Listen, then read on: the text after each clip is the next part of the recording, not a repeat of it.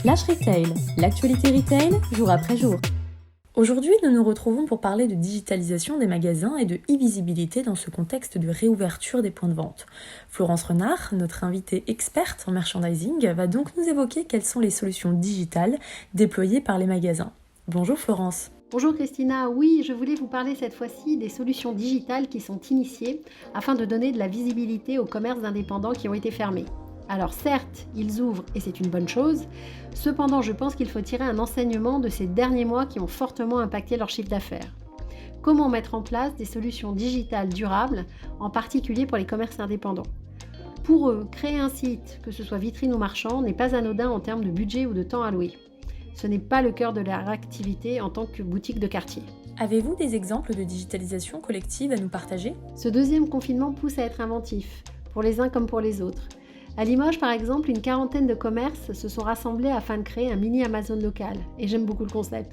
Leur objectif est de proposer ainsi une parade aux grosses plateformes commerciales, de l'achat de proximité en ligne, local, pour un retrait en boutique. Je pense également à certaines villes qui allouent sur leur site un espace pour les commerces, comme avec rueilboutique.fr, ou d'autres villes qui pilotent la création et la gestion d'une plateforme dédiée aux commerces locaux, comme à Montpellier. La mise en ligne est accompagnée et gratuite pour les commerçants. Un autre exemple à Cognac, la ville a organisé une page « Acheter à Cognac » qui présente les produits des commerces environnants. Le marketing et la communication de ces pages sont pilotés par les équipes internes des sites.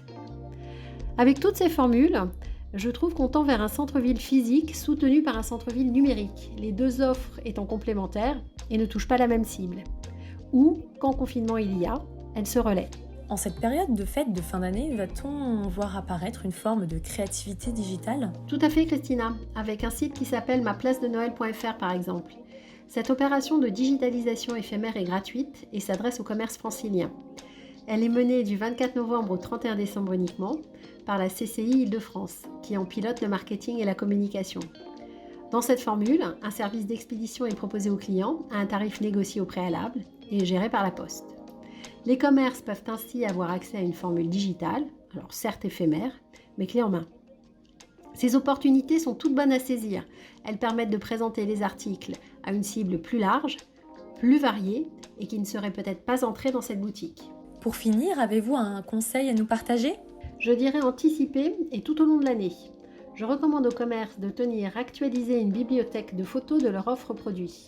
Ainsi, ils pourront être réactifs et opérationnels quand une opportunité de digitalisation se présentera.